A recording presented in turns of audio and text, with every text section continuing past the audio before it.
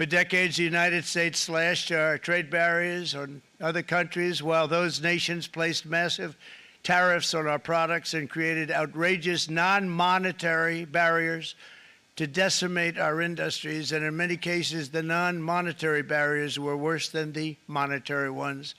They manipulated their currencies, subsidized their exports, stole our intellectual property, imposed exorbitant VAT taxes to disadvantage our products, adopted unfair rules and technical standards, and created filthy pollution havens. They were absolutely filthy, but they always came to us and they said, we're violating, we should pay for it. It's all detailed in a very big report by the U.S. Trade Representative on foreign trade barriers, and I'll just hold it up for you. It's available, and you don't have to pay too much. As I understand it, you'll pay nothing.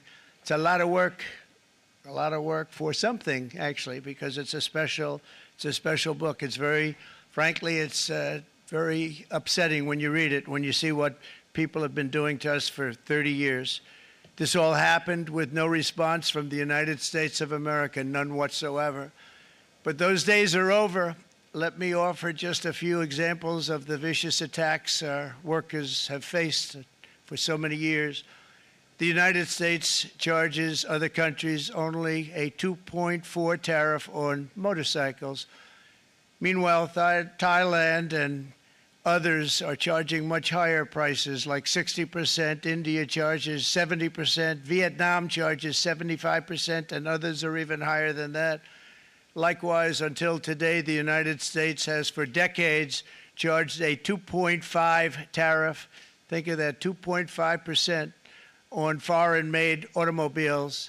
The European Union charges us more than 10% tariffs, and they have 20% VATs, much, much higher.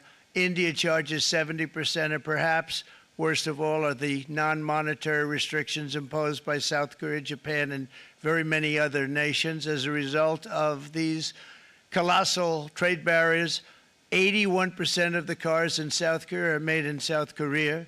94% of the cars in Japan are made in Japan. Toyota sells 1 million foreign-made automobiles into the United States, and General Motors sells almost none. Ford sells very little. None of our companies are allowed to go into other countries. And I say that, friend and foe, and in many cases, the friend is worse than the foe in terms of trade. But such horrendous imbalances have devastated our industrial base and put our national security at risk. I don't blame these other countries at all for this calamity. I blame former presidents and past leaders who weren't doing their job. They let it happen, and they let it happen to an extent that nobody can even believe. That's why, effective at midnight, we will impose a 25% tariff on all foreign-made automobiles.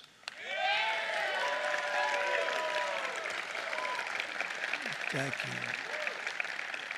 Brian, I'd like to have you come up here for a second, okay? I just see him sitting. He's been a fan of ours, and he understands this business a lot better than the economists, a lot better than anybody. Brian, say a few words, please, would you? Thank you, Mr. Thank you. President. It's a great honor to have you. Thanks. Thank you, Mr. President. I grew up just north of Detroit, Michigan, in Macomb County, known as the home of the Reagan Democrats.